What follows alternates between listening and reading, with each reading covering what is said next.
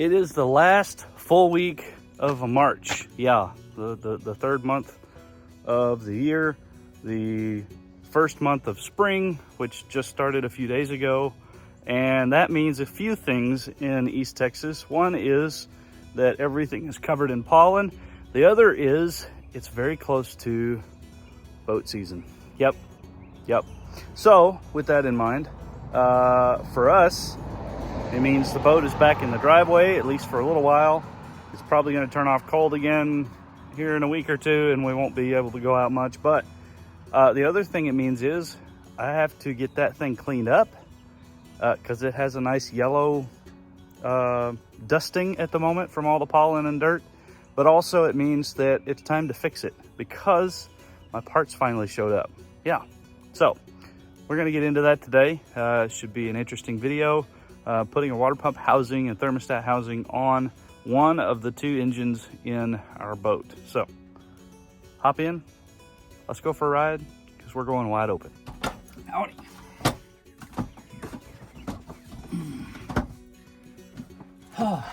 So we are working on our 2010 Sea-Doo Wake 210. Let's see, Sea-Doo 210 Wake 310, something like that. What all those numbers mean is it is a Sea-Doo branded boat. It is manufactured by BRP, which is a French-Canadian company. Yeah, based out of Canada. It has Rotax powered engines, which are the same as Can-Am now. Sea-Doo has just recently started making boats again, and they're like a tri-tune plastic hull hybrid jet ski / deck boat kind of thing. They're interesting. They're called the Sea-Doo Switch, which we actually seriously looked at getting one of those before we ended up with this boat. But today in particular, I am working on the water pump housing, which is apparently a fairly notorious failure point on these particular engines because, well, they still make parts for them and they're pretty readily available. So I'm going to get a few things out of the way here. I'll show you what I can show you as we go along, but it's really, it's down there, tucked in on this particular engine. What those numbers mean though, as far as the Sea-Doo is concerned, is 210 is the length. It's a 21-foot boat. It's actually 21 and change. It's like 21 foot 4 inches or something like that. This one is the Wake edition, thus the Wake, and it's 310 because it's powered by two 155 horsepower Rotax 3-cylinder 1503 engines, that puts out a combined 310 horsepower out of this particular boat. So there are several variants of these two engines, but these engines have been around for a very long time, and I believe, correct me in the comments if I'm wrong on this, but I believe that the majority of the architecture is actually still the same on these engines as what they are on the ones today. There are supercharged versions of these engines. In fact, it takes this particular one from 155 horsepower to 255 horsepower, which is pretty spectacular. Now they have the later models are 300 horsepower, and I think they go up from 170 to 230, and then 300 are the intervals on the current engines. So yeah, they're versatile. They're used a lot of different places. They do have a couple of common failure points. Most engines find themselves in similar situations, but overall, I'm very pleased with how they perform. Very pleased with how well they've treated us. And this will be the beginning of season 2 of owning this boat. And we really haven't done a whole lot as far as maintenance is concerned. I do have oil change kits for these. We'll change the oil and filter. That'll probably be in a separate video. But for this one, we're going to jump in on this water pump, get this thing knocked out, and then if everything goes well, you might get a little on throttle, wide open throttle action at the lake later in this video, so stay tuned for that. But for right now, let's get on this water pump.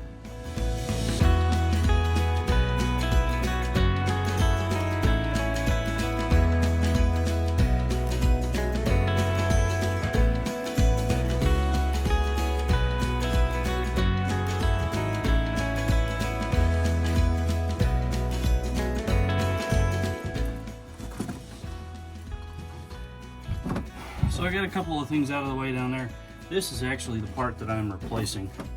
This is the water pump housing, and you can see inside of there, it's also the thermostat housing, which is made into this piece right here.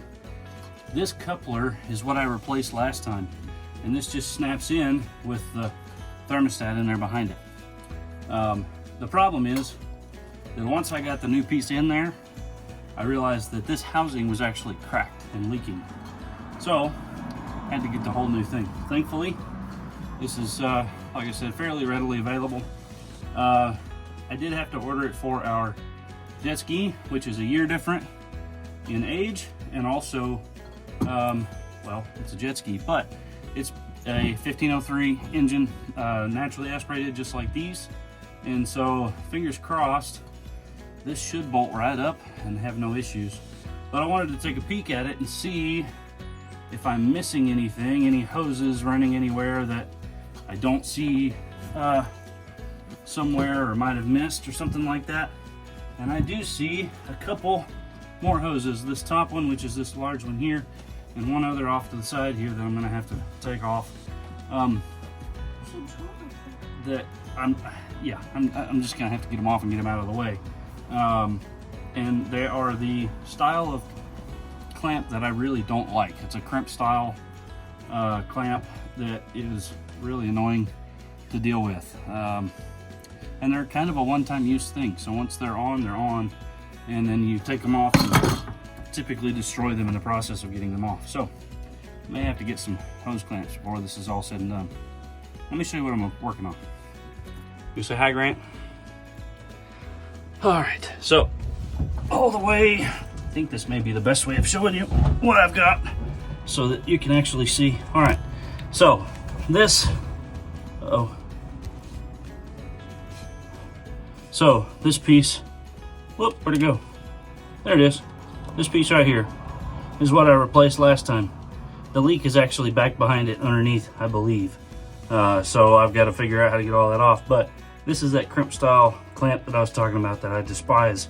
It's a royal pain to get off of there. So I gotta get that one off, and then one more, for this hose right here. And then I gotta get my reverse Torx bits out of my toolbox to get all the bolts pulled loose, because that's what they put this thing on there with. Reverse Torx, gotta love them. They're not terrible, but it just means a different socket in the process. So here we go.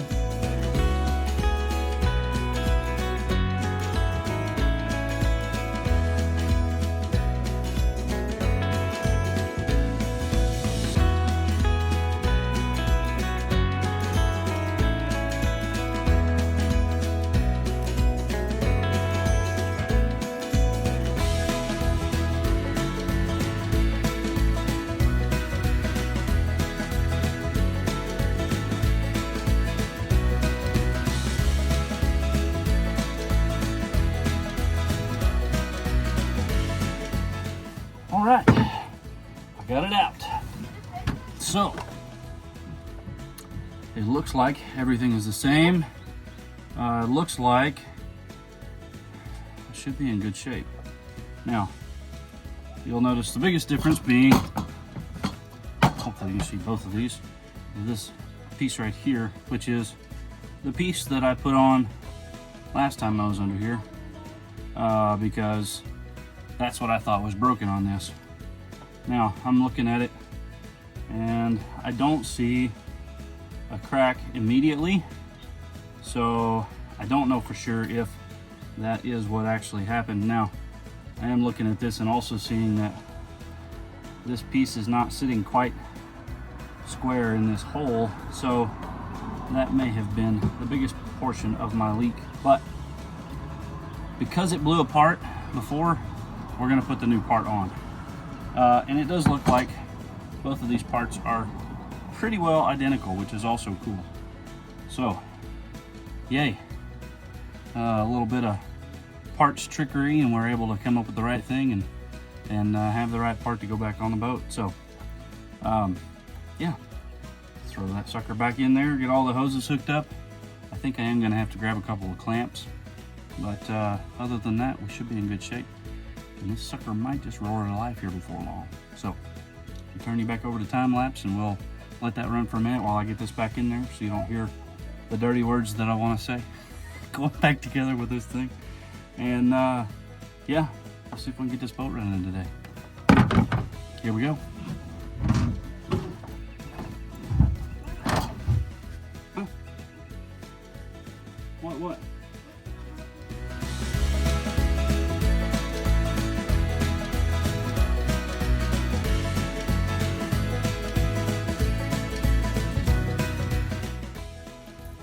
So, now that I have that apart, you can see we got a gasket, we have a thermostat, so that sits in there, gasket goes in there, and then this piece on the inside, which is also this piece on the new one, sits down in there, and it snaps into each of these little holes right here, down around that piece. Well, that's broken right there, and I don't know,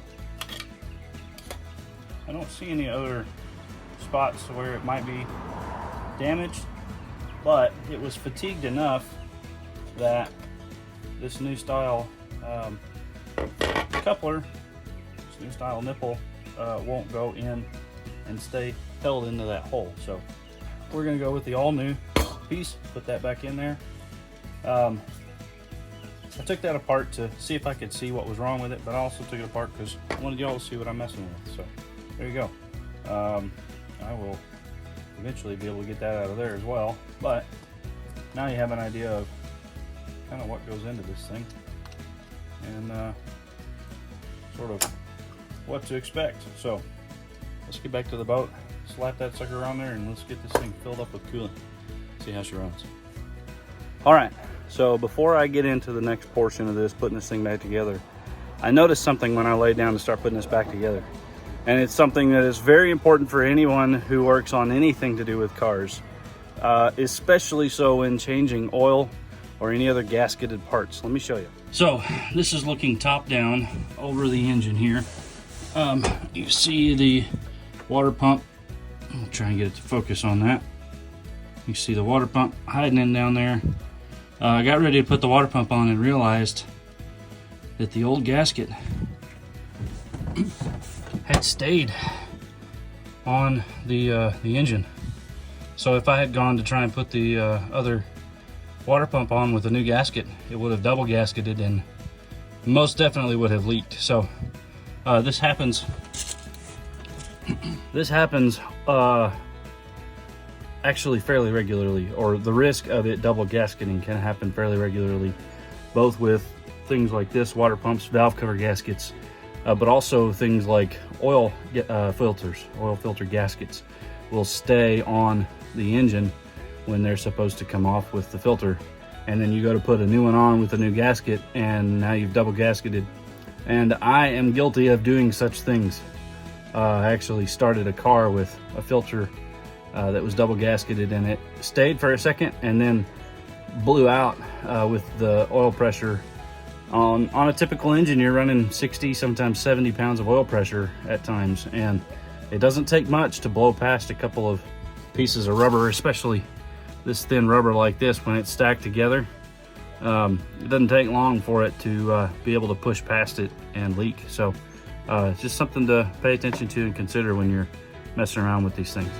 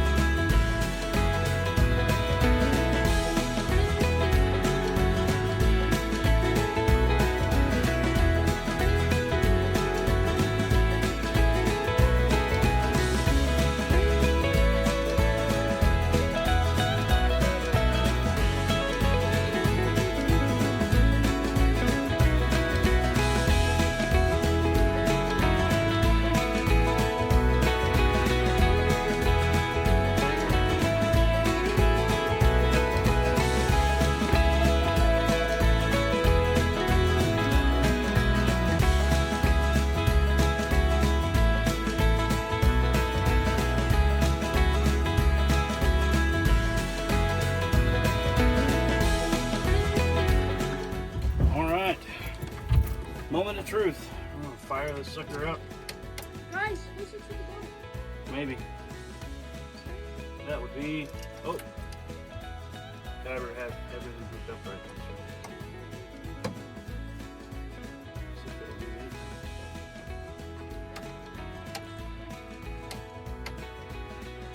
anything.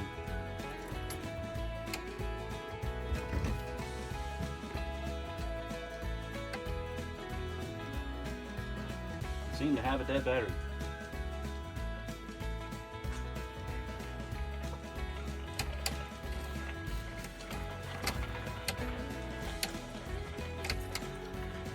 I'm not getting anything.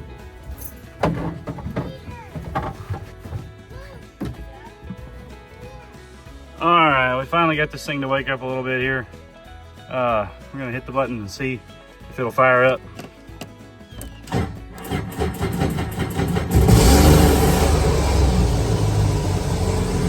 There's one side.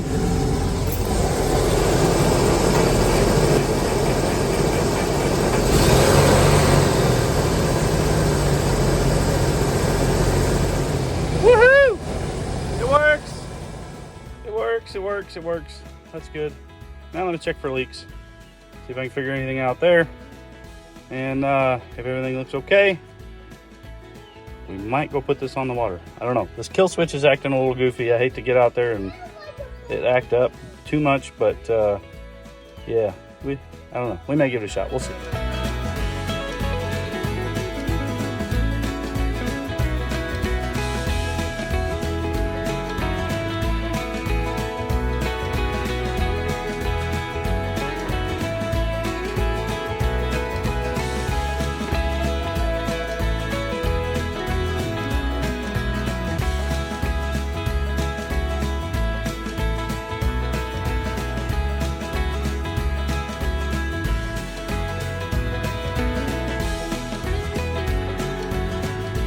All right, we got the boat washed up, cleaned up, hopefully fixed, fingers crossed. But it's time for the transition from work mode to lake mode. Here we go, baby. We're on the water. What do you think, boys? Yeah! We're not swimming, so I'm not happy. Oh, okay. Grant says we're not swimming, so he's not happy. Oh well. We are out here. We're gonna keep a really close attention to the coolant temperatures on this trip. Today is, let me make for sure I'm saying this right. Today is the 26th of March. So we have a whole week left of March. I'm gonna pose a challenge to my viewers. It's here at the tail end of the video. And so if you've stuck in this long, thank you. But I'm gonna say that if by the end of, see, I'm at like 31, 32 subscribers. If by the end of March, and I'm gonna post this today, I'm gonna say by the end of March, if I am over 50 subscribers, 50, that I will show you the video of me jumping in the lake on the 26th day of March. Yep. All right, so we're clear. We're clear of the no wake zone. Yes, but only the 4 of us get to see it unless you subscribe to the channel. I need 50 subscribers. I'll do it with you. We want to do it with you. We want to do it with you. Please subscribe. What have I started? I don't know. I don't know. Dad. It's really cold. Dad. Please subscribe.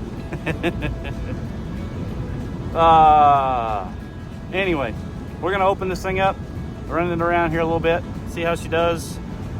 We'll go from there.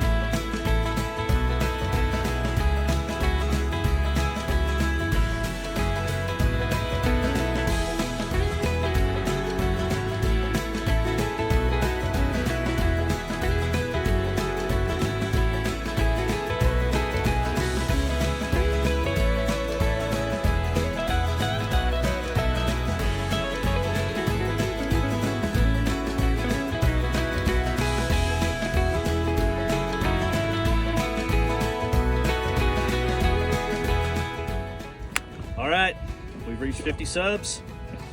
Promised you I'd jump in the water. It is the 26th of March, 2023. We have reached that goal. Thank you so much for subscribing. And as promised, I'm going in the water. I haven't even touched it yet. I'm a little nervous. Let's go for it. Holy smokes, it's cold! Woo! Yeah! Not even gonna bother putting the ladder down. Woo, that's cold. There you go. Thank you. Oh yeah, got the boat hair going for sure. Thank you so much for watching today. We are idling back in here to shore and a successful trip to the lake after some repairs on the boat. I will have some future videos with this boat, including a series over the summer where I want to learn how to wakeboard and wake surf. I have a wake edition boat and I have not really mastered, well, I've only tried once or twice to do either of them and failed spectacularly, of course. So you'll have that to look forward to over the summer as well. Maybe when the water warms up a little bit. It's might bit chilly here at the end of March. But thank you so much for being with me today in this video. And I want to say, if you are at the track, over the road, in the dirt, or like we are today on the water, however you live your life, be sure you live it wide open. We'll see you next time. Bye everybody. See y'all.